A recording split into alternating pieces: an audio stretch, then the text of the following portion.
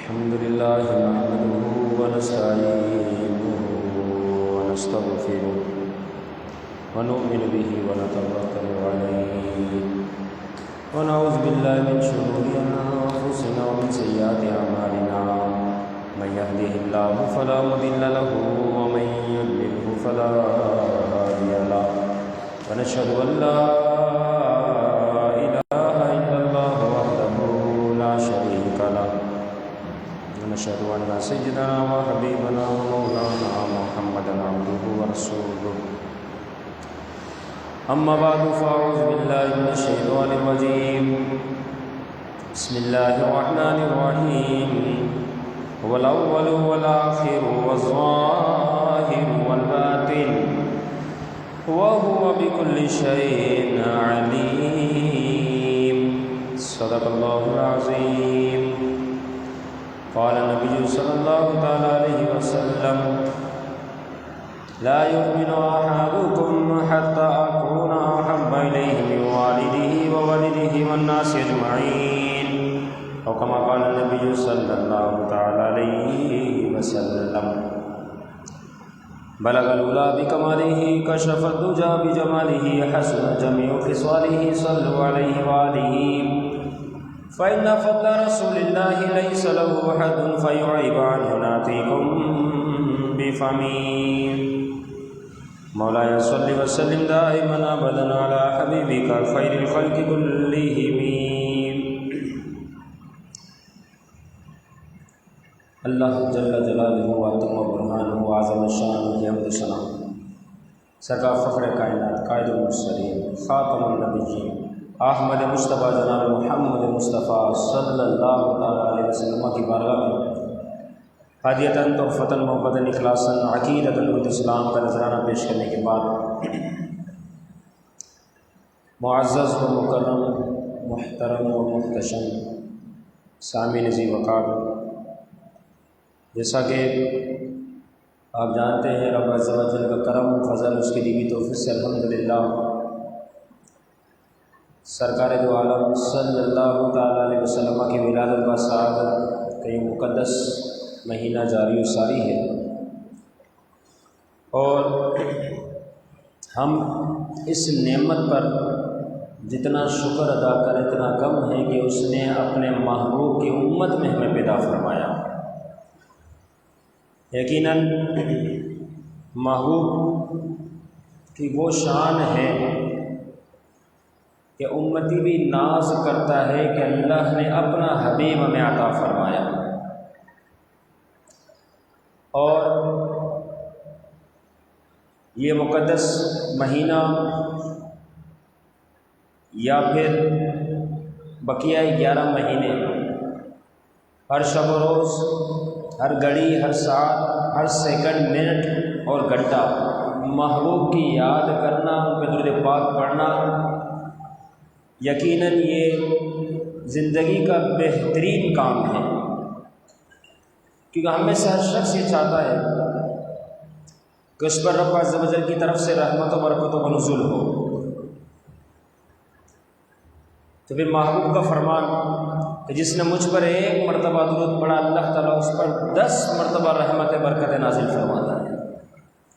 یعنی جو شخص یہ چاہے کہ اس پر اللہ کی رحمتوں کا نزول ہو، اسے چاہیے کہ اللہ کے حبیب پر کثرت کے ساتھ درود پاک پڑھے، اور انتہائی درجے کا آسان عمل، الگ سے مدرسہ جا کر یاد کرنا ایسا بھی نہیں، صلی اللہ علیہ وسلم مختصر درود پاک۔ تو یہ مہینہ عقیدت، عشق، محبت، ادب، محبوب علیہ السلام سے پیار کا جس طریقے سے درس دیتا ہے، ساتھ ہی ساتھ یہ بھی سکھاتا ہے کہ ساری زندگی محبوب سے اسی طرز کے ساتھ محبت کی جائے، ہر لمحہ ہر آن رسول اللہ سے پیار کیا جائے، محبت کی جائے۔ قرآن مجید میں اللہ رب العزت ارشاد فرماتا ہے هو الاول والآخر والظاہر والباطن وهو بكل شيء علیم۔ یہ آیت مبارکہ در حقیقت حمد باری تعالیٰ بھی ہے اور ساتھ میں نعت مصطفیٰ بھی ہے۔ حمد باری تعالیٰ رب عز و جل کی صفات بالکل واضح، وہی اول ہے، وہی آخر ہے، وہی ظاہر ہے، وہی باطن ہے، اور وہ ہر چیز کا جاننے والا ہے، بالکل واضح۔ اب محبوب علیہ الصلوۃ والسلام کی بھی آئینی یہی 5 صفات بن جاتی ہیں،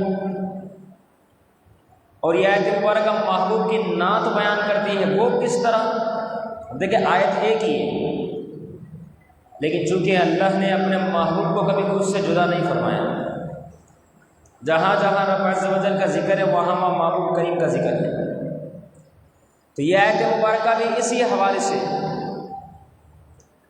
کہ اللہ رب العزت کی یہ 5 صفات فرمایا، محبوب کی بھی یہی 5 صفات یہاں ذکر کی گئی۔ یہ تو محبوب علیہ الصلوۃ والسلام کے بارے میں بھی در حقیقت یہ آیت مبارکہ نعت ہے، حضور کی ثنا بیان کر رہی ہے۔ وہ کس طرح؟ علماء دین لکھتے ہیں، فرمایا هو الاول، وہی اول ہے۔ اب آئے محبوب کی ذات کی طرف کہ ان کے بارے میں اول کہا گیا، کس اعتبار سے؟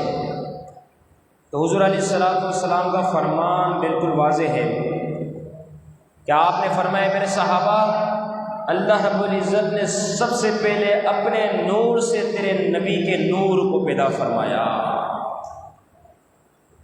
تو یہ اول والا سلسلہ ہو گیا۔ اسی طرح محبوب علیہ الصلوۃ والسلام نے فرمایا کنت نبیا وآدم بین الماء والطین، محبوب فرماتے میں اس وقت بھی نبی تھا جب آدم علیہ الصلوۃ والسلام مٹی اور پانی کے مرحلے سے گزر رہے تھے، یعنی آدم علیہ الصلوۃ والسلام کی تخلیق سے پہلے بھی میں کنت نبیا، میں نبی تھا۔ تو اس اعتبار سے اول، اور میثاق کا دن تھا، ارواحوں کو جمع کیا گیا، تو محبوب علیہ الصلوۃ والسلام فرماتے ہیں، رب نے حکم فرمایا الست بربکم، کیا میں تمہارا رب نہیں؟ تو آدم علیہ الصلوۃ والسلام سے لے کر قیامت تک جتنے افراد آئیں گے تمام کی ارواحیں موجود تھیں۔ اس وقت ان سے وعدہ لیا گیا، رب عز و جل نے فرمایا الست بربکم، کیا میں تمہارا رب نہیں؟ تو اس موقع پر محبوب علیہ الصلوۃ والسلام فرماتے ہیں کہ میں نے سب سے پہلے یہ کلمہ ادا کیا، بلا، ہاں کیوں نہیں، اے اللہ تو ہی ہمارا رب ہے۔ اس اعتبار سے بھی اول ہوئے، اور فرمایا قیامت کے دن سب سے پہلے جو ہستی، جو عالی شان رکھنے والی، وہ جو سب سے پہلے قبر انور سے نکلے گی، تو محبوب نے فرمایا میں ہی وہ ہوں جو سب سے پہلے اپنی قبر سے اٹھایا جاؤں گا۔ اسی طرح اول کے مطابق فرمایا بروز محشر سب سے پہلے سجدے کا حکم بھی مجھے ہی ہوگا، فرمایا هو الاول، وہ ذات جو اول ہے، اور فرمایا سب سے پہلے شفاعت کا دروازہ بھی میرے لیے کھولا جائے گا، اور فرمایا سب سے پہلے شفاعت کرنے والا بھی میں ہی ہوں گا۔ تو فرمایا هو الاول، وہی ذات جو سب سے پہلی ہے، اور ساتھ کے ساتھ فرمایا کہ جنت میں داخل ہونے والی سب سے پہلے ہستی بھی میں ہی ہوں، کہ میں سب سے پہلے جنت میں داخل ہوں گا، اور آخر میں فرمایا کہ پہلا دن جو جمعہ مبارک ہے سب سے پہلے رب عز و جل کی کرم اور فضل سے مجھے ہی عطا کیا گیا۔ تو یہ مختصر سا خلاصہ هو الاول کے حوالے سے کہ جنہوں نے لکھا اپنی اپنی تفسیروں میں کہ محبوب کی ذات هو الاول ہے، تو فرمایا اس اعتبار سے مفسرین کرام نے هو الاول کا اطلاق حضور کی ذات پر کیا کہ وہی ذات جو اول ہے۔ آگے فرمایا والآخر، وہ ذات جو آخر ہے، اس لفظ کے اندر بھی نعت مصطفیٰ صلی اللہ تعالیٰ علیہ وسلم چھپی ہوئی ہے کہ وہ ذات جو آخر ہے، کس اعتبار سے؟ محبوب علیہ الصلوۃ والسلام کی تشریف آوری سب سے آخر میں ہوئی، ہر شخص جانتا ہے حضور علیہ الصلوۃ والسلام کو خاتم النبیین لقب دیا گیا، محبوب نے فرمایا انا خاتم النبیین لا نبی بعدی، میں تمام نبیوں میں سب سے آخری نبی اور میرے بعد کوئی نبی نہیں۔ تو فرمایا اس اعتبار سے والآخر، اور فرمایا سب سے آخری اللہ رب العزت کی کتاب قرآن مجید وہ مجھے ہی عطا کی گئی، اس اعتبار سے محبوب آخر، اور فرمایا آخری دن، آخری جو دین قیامت تک قائم و دائم رہے گا وہ میرا دین دین محمدیہ ہے۔ فرمایا اس اعتبار سے محبوب کی ذات آخری ہے، ورنہ اگر یوں دیکھا جائے کتنے آئے اور کتنے چلے گئے، کیا خبر کتنے تارے کھلے چھپ گئے، پر نہ ڈوبے نہ ڈوبا ہمارا نبی۔ تو فرمایا حضور کی ذات ہے، اللہ نے جو محبوب کو شان عطا فرمائی، اس اعتبار سے فرمایا والآخر محبوب کی ذات، والظاہر ظاہر بھی محبوب کی ذات، کس اعتبار سے؟ اس لفظ کے اندر بھی نعت مصطفیٰ پوشیدہ، فرمایا اس اعتبار سے کہ مسلمان ہو یا کافر ہر شخص یہ جانتا ہے کہ اللہ کے نبی رسول اللہ صلی اللہ علیہ وسلم کی ذات ہے۔ اس اعتبار سے فرمایا ظاہر ہے ہر ایک پر، جو کلمہ پڑھنے والا بھی نہیں وہ اپنے بغض کی وجہ سے، عداوت دشمنی کی وجہ سے کلمہ نہیں پڑھتا، لیکن جانتا ہے کہ اللہ کا حبیب ہے۔ حضور اپنے زمانے میں جب ظاہری طور پر تشریف فرما تھے تو صادق الامین کے لقب سے جو مشہور تھے وہ اپنے تو بولتے تھے، ساتھ غیر بھی بول دیا کرتے تھے۔ تو فرمایا ظاہر بالکل واضح بات ہے۔ اسی طریقے سے بچپن سے ہی سارا عالم محبوب علیہ الصلوۃ والسلام کو جانتا تھا، جس کے بارے میں قرآن مجید نے بھی فرمایا الذین یعرفونہ کما یعرفون ابناءہم، فرمایا یہ جس طرح اپنے اولاد کو پہچانتے ہیں نا کفار مشرکین، فرمایا بعینہ ہی اسی طرح اللہ کے محبوب وہ تجھے بھی پہچانتے ہیں، لیکن عداوت بغض دشمنی کی وجہ سے مان نہیں لاتے۔ تو قرآن مجید میں فرمایا بس ظاہر، وہ ذات جو ظاہر ہے، فرمایا یہ بھی لفظ نعت مصطفیٰ ہے۔ اسی طریقے سے پتھروں کا سلام پڑھنا، پہاڑوں کا سلام پڑھنا، محبوب علیہ الصلوۃ والسلام جس جگہ سے گزرتے تھے پتھر ہوتے تھے، پتھر بھی سلام پیش کر دیا کرتے تھے۔ فرمایا یہ جمادات، نباتات، حیوانات یہ سب جانتے ہیں کہ اللہ کے حبیب ہیں، تمام پہ یہ ظاہری بات ہے۔ فرمایا ظاہر اس اعتبار سے ہے، آپ علیہ الصلوۃ والسلام تشریف فرما ہوتے، درخت آتے آپ کو سایہ دیا کرتے تھے کہ محبوب کو کہیں دھوپ نہ لگے۔ تو فرمایا درخت بھی جانتے تھے، ظاہر والا عمل ہے، بالکل محبوب کی ذات بالکل ظاہر ہے۔ اور اسی طریقے سے چاند محبوب علیہ الصلوۃ والسلام سے باتیں کرتا تھا۔ حضرت عباس رضی اللہ تعالیٰ عنہ کے حوالے سے آتا ہے، حضور کے چچا ہے، فرماتے ہیں مجھے اسلام کے حوالے سے ایک بات انتہا درجے کی اہمیت کے ساتھ یاد ہے۔ وہ بات یہ تھی کہ میں نے محبوب کو دیکھا جھولے میں آرام فرما ہے، لیکن میں دیکھتا کہ محبوب کی انگلی اٹھتی، جس طرح آپ چاند کی طرف انگلی کرتے چاند اس طریقے سے گم جایا کرتا تھا۔ تو ہر شے جانتی ہے کہ اللہ کے محبوب اللہ کے حبیب ہے۔ اسی طریقے سے جانور بھی آتے رسول اکرم صلی اللہ تعالیٰ علیہ وسلم کی بارگاہ میں اور اپنی فریاد لے کر آتے، وہ جانور ہو کے جانتے تھے کہ اللہ کے حبیب ہے۔ حضور سے باتیں کیا کرتے تھے، چرند ہو یا پرند ہو، ہر شے در حقیقت محبوب علیہ الصلوۃ والسلام کو جانتی ہے۔ اس طریقے جنت کے جو پتے ہیں درختوں کے، فرمایا اس پر بھی محمد رسول اللہ بالکل واضح ہے، وہ اشیاء بھی جانتی ہے، حوروں کی آنکھوں میں بھی محمد لکھا ہے۔ فرمایا یہ ساری چیزیں ظاہر ہونے کے اعتبار سے ہے، تو محبوب کی ذات اس اعتبار سے ظاہر ہے۔ والباطن، کہ محبوب کی ذات باطن بھی ہے، اس لفظ کے اندر بھی نعت مصطفیٰ پوشیدہ ہے۔ فرمایا اس اعتبار سے کہ ایک موقع تھا محبوب علیہ الصلوۃ والسلام نے فرمایا کہ میری حقیقت میرے رب کے سوا کوئی نہیں جانتا، اور ساتھ ہی ساتھ فرمایا ایجوکم مثلی، تم میں سے کون سا شخص میری مثل ہے، یعنی کوئی بھی تم میں سے میری مثل نہیں ہے۔ تو باطن ہونے کے اعتبار سے بھی در حقیقت محبوب علیہ الصلوۃ والسلام کی شان اتنی اعلیٰ ہے۔ آگے فرمایا وَهُوَ بِكُلِّ شَيْءٍ عَلِيمٌ، اور وہ ہر چیز کا جاننے والا ہے، یہ رب کی صفت ہے۔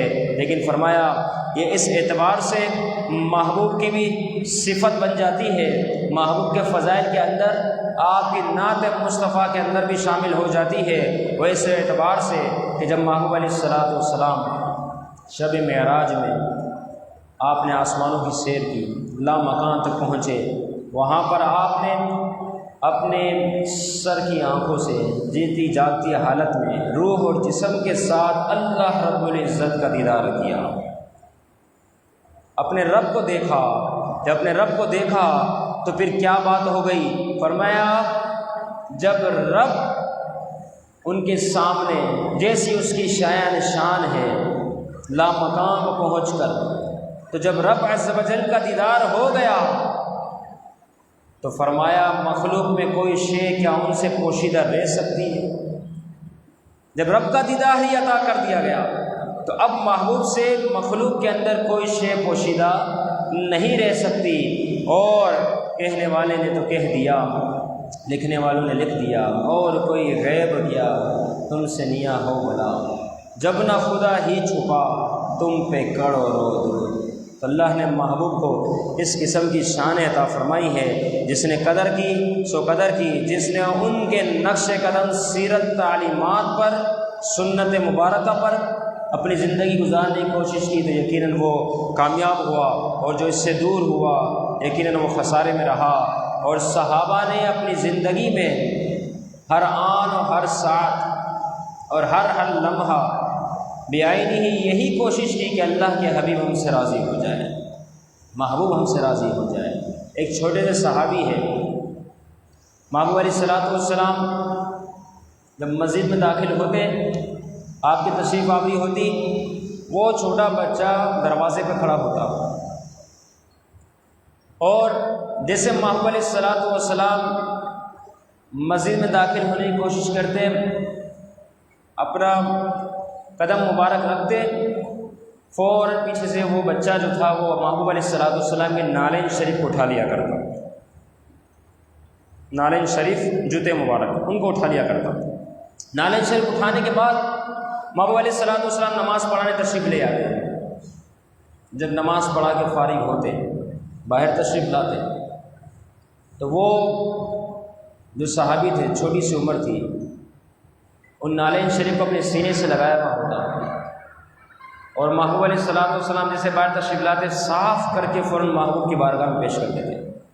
کچھ دنوں تک یہ سلسلہ چلتا رہا، دیکھیں محبت کیا شے ہے، کچھ دنوں تک یہ سلسلہ چلتا رہا۔ آخرکار ایک بار محبوب علیہ الصلوۃ والسلام نے پوچھ لیا، نام کیا تمہارا، والد کا نام، کہاں سے آئے ہو اور کس قبیلے سے تمہارا تعلق ہے، ساری باتیں بتانے کے بعد پھر محبوب علیہ الصلوۃ والسلام نے فرمایا یہ کام تم کیوں کرتے ہو؟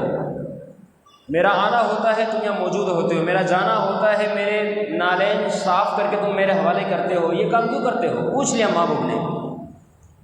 تو وہ چھوٹے صحابی کتنا شاندار جواب دیتے ہیں، عرض کرتے ہیں یا رسول اللہ صلی اللہ علیہ وسلم، یہ سارا جو میں کام کرتا ہوں نا، یہ کام کرنے کا میرا دل چاہتا ہے، میرا دل یہ چاہتا ہے کہ اللہ کے حبیب کی میں خدمت کروں، یہ میں کام کروں۔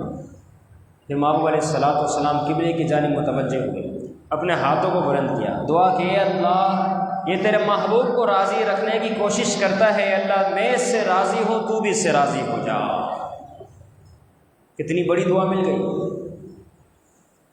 تو صحابہ اپنی زندگی میں ہمہ وقت یہ کوشش کرتے ہیں کہ زندگی کا ایک مشن ہے محبوب کو راضی کرنا، اللہ کے حبیب کو راضی کرنا، تاجدار ختم نبوت کو راضی کرنا، بس محبوب کی ذات راضی ہو جائے۔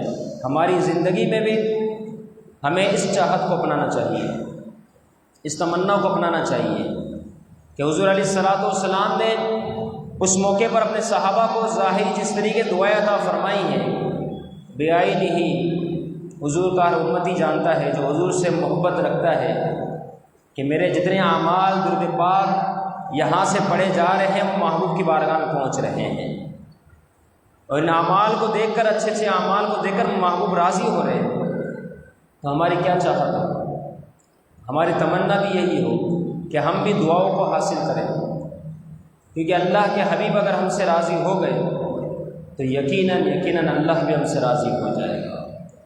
ہمیں اپنی زندگی میں وہ کام کرنے ہیں جو محبوب علیہ الصلوۃ والسلام کی سنت مبارکہ ہیں، اور ہر ان کاموں سے بچنا ہے جو اللہ اور اس کے حبیب نے ہمیں باز رہنے کا حکم دیا ہے، ان کاموں سے دور رہنے کا حکم دیا ہے۔ یقیناً زندگی بڑی حسین ہے، بڑی جمیل ہے، بڑی خوبصورت ہے، لیکن جس نے اس زندگی کو حقیقی طور پر خوبصورت جانا، حقیقی طور پر حسن والا جانا، زینت والا جانا، تو یقیناً وہ شخص محبوب کی سنتوں سے کبھی دور نہیں ہوگا۔ اس کی چاہت و تمنا یہ ہوگی کہ یہ 60-65 سالہ مختصر زندگی ہے، اس میں وہ کام کروں جس کام کا مجھے حکم دیا گیا، اللہ رب العزت کے محبوب کی سنتوں کے مطابق اپنی زندگی گزاروں، اور سنتوں کے مطابق زندگی گزارنے میں ہمارا اپنا ہی فائدہ ہے۔